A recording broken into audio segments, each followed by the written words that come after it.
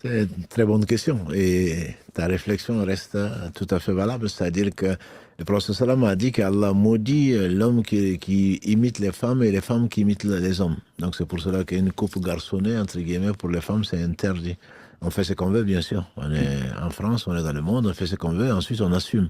Donc un homme aussi qui laisse ses cheveux et que, à le voir, on pense qu'il est efféminé dans l'islam, la personne est maudite. Donc ça dépend aussi, même en voulant faire du bien, voulant ressembler au prophète sallallahu alayhi wa sallam, comme le disait quelqu'un d'autre, on sait que à Uhud, par exemple, il est tombé dans un piège et puis s'est cassé 2 incisives. Donc quelqu'un qui veut ressembler au prophète sallallahu alayhi wa sallam va se casser des incisives. Non. Et dans une société, le prophète sallallahu alayhi wa sallam a voulu également nous enseigner de ne pas se distinguer des autres. C'est-à-dire que si, par exemple, tout le monde fait une coupe, entre guillemets, à ras, bon, mieux vaut ne pas laisser pousser pour se distinguer, pour se faire, entre guillemets, Remarquez. remarquer, exactement, pour se faire remarquer. Bien sûr, dans ce qui est permis. Il ne s'agit pas de faire des choses qui sont interdites pour ressembler aux autres.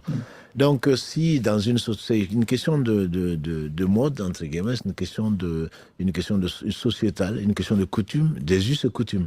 Donc, si effectivement les hommes ont tendance à laisser des cheveux qui arrivent jusqu'aux oreilles, je dirais, ce serait la sunnas si les hommes le font.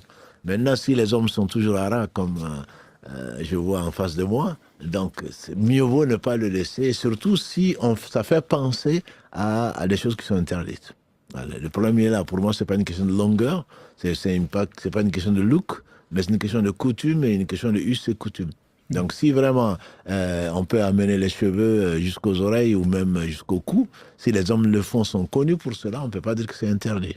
Si les femmes ne le font pas. Voilà. Donc, si les femmes le font, à ce moment-là, ça devient interdit et on n'a pas à ressembler aux femmes avec tout le respect qu'on leur doit et vice-versa.